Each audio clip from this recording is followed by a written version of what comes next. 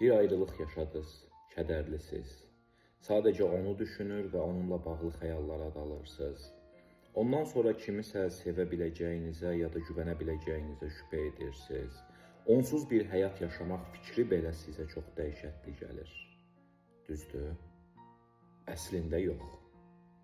Biri ilə ayrıldınız çünki bu və ya digər səbəblərdən dolayı yola gedə bilmədiniz. Nələrsə yolunda getmədi. Bir-biriniz uyğun deyildiniz.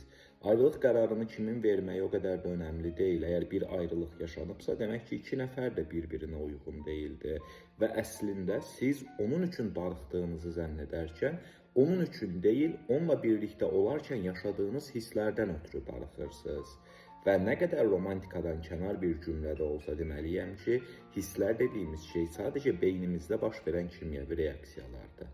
Bütün hisslər, istisnası olaraq bütün hisslər başqa bir situasiyada, başqa bir insanla bağlı da yaşana bilər. Yetər ki, köhnəni köhnədə qoya biləsiniz.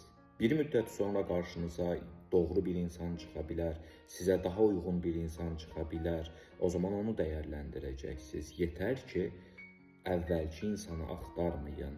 Əvvəlki münasibət tipli bir münasibəti də axtarmayın. Unutmayın, əgər həmin insan və həmin münasibət doğru bir münasibət olsaydı, heç ayrılmazdınız, amma ayrıldınız. Demək ki, bəlkə də yeni bir model insan və yeni bir model münasibət sizin üçün daha uyğundur. Bunu dəyərləndirmək lazımdır.